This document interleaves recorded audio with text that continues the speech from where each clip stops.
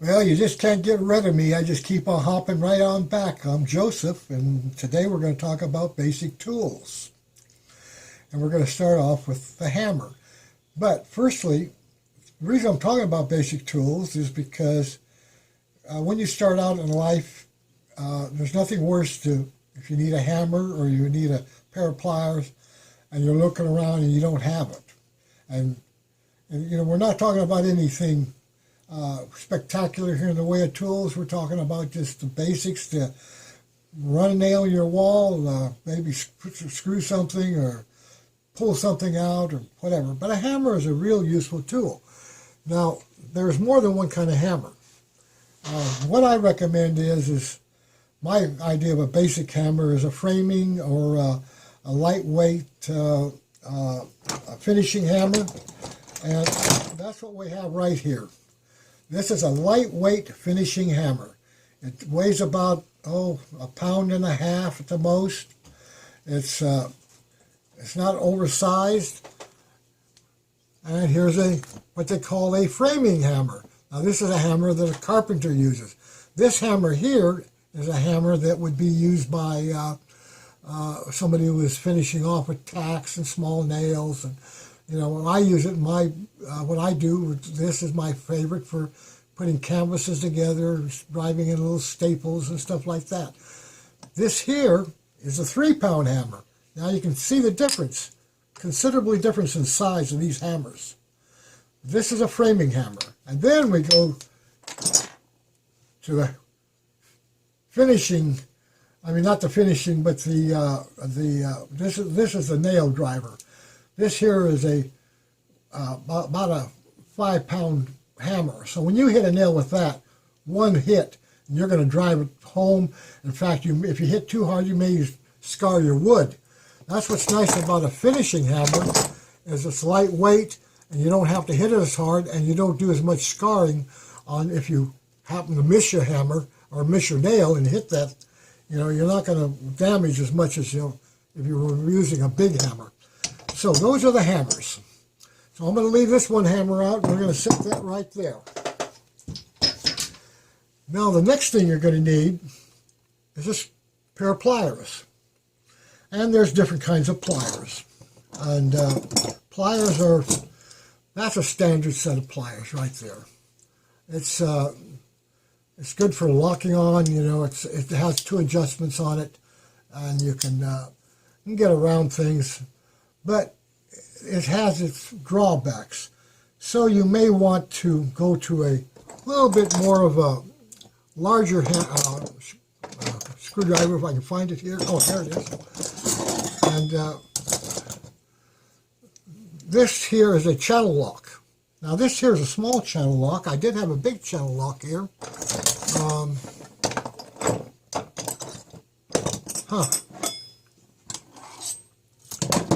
Well, it seems like my channel lock vanished. But anyway, this is a channel lock. A channel lock has, there it is. There's the channel lock. The channel lock has a longer handle and it's adjustable. You can do with what you like, a regular pair of pliers. You can open it up to the next level and get it for a nut or a bolt. You can open up like even bigger. You got a longer handle, gives you more leverage as you're cranking it. So I would recommend the standard, a regular pair of pliers and a pair of channel locks. That channel lock will do just about everything you need, almost. Now we're going to talk about screwdrivers. You got different kinds of screwdrivers. You got flathead screwdrivers, you got square box-headed screwdrivers. But really all you need to start with is a basic screwdriver, which is a kind of a universal. And this screwdriver, you have a flat on one side, a Phillips screwdriver on the other side, and then you pull it out, flip it around, and you got another screwdriver. Look at that. And this is all you really need to start with, unless you're getting into some fine, delicate work, or you need some humongous, huge screwdriver for something, but most likely that's all you'll need right there. So that takes care of our screwdrivers. We'll put that down here with the hammer and the pliers. And you're going to need wire cutters. Now, this is a double, this here is a great, this is a needle nose screwdriver for getting into small little places, and it has a wire cutter connected to it. Look at that. See that wire cutter? Look at that. It's got a wire cutter right there. And you just, that there will get into small tight places, retrieve things for you, get places that a big screwdriver or a big pair of pliers just aren't going to be able to get into. So, you're going to need a wrench. Well, the best wrenches to have is I think is a crescent wrench. It's adjustable. Now that's a small crescent there. It's adjustable. Look at that. You can open it up. You can get a pretty good size nut in there. And I recommend 2 crescents, a small, a medium, and of course there's even a larger. And it's really a matter, but I think you should have at least probably the large and the small, because that gives you a bigger range.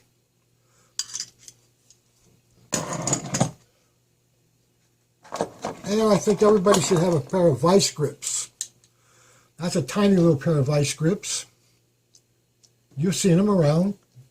And of course, this vice grip has a little curvature indent in here, so that you can get around curved roundness things, grip things better with that. There's a little larger set, and it's also got the curvature.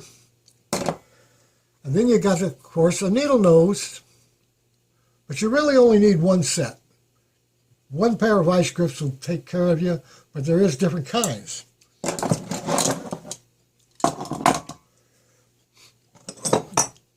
You're going to want maybe a pry bar, something to pry, and well, you can use your hammer to pry things out, but these are little pry bars. That's a small little pry bar. That's a bigger pry bar. And by the way, when speaking of these pry bars here, especially that one right there, I picked that up at a dollar store. That cost me a whole $1. And that's a good place to start off picking up your tools, is at a dollar store. Pick up, because then you get little sets. And they're not the best tools. They don't hold up. But in an emergency, when you need a tool, you need a tool. Who cares if it's the best tool or not? For $1, you can't beat it. And that, I have used that a lot.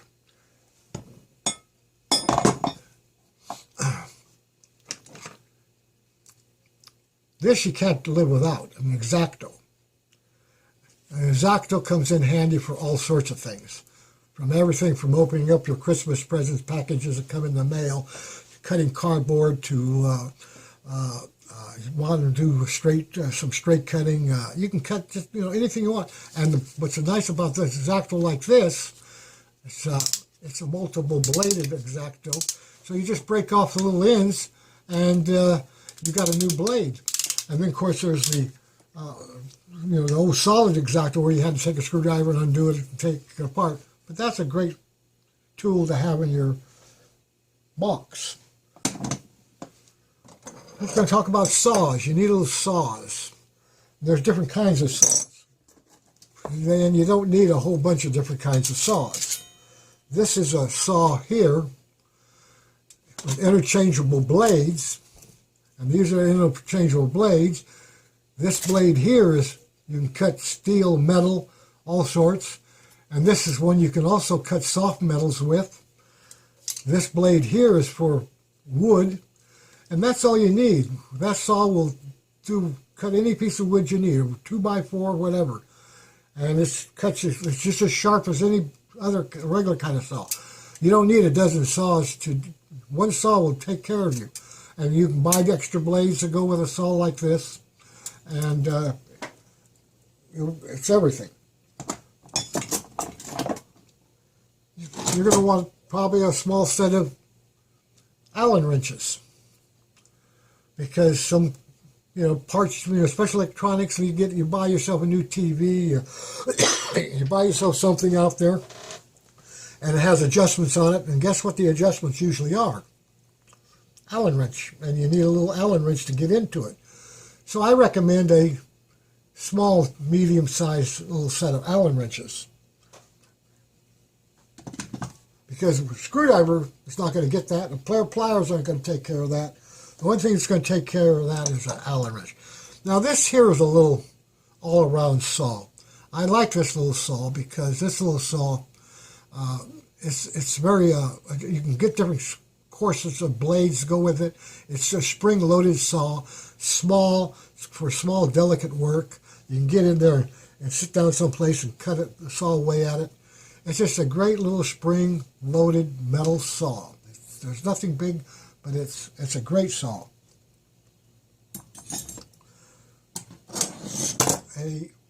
I recommend a T-square.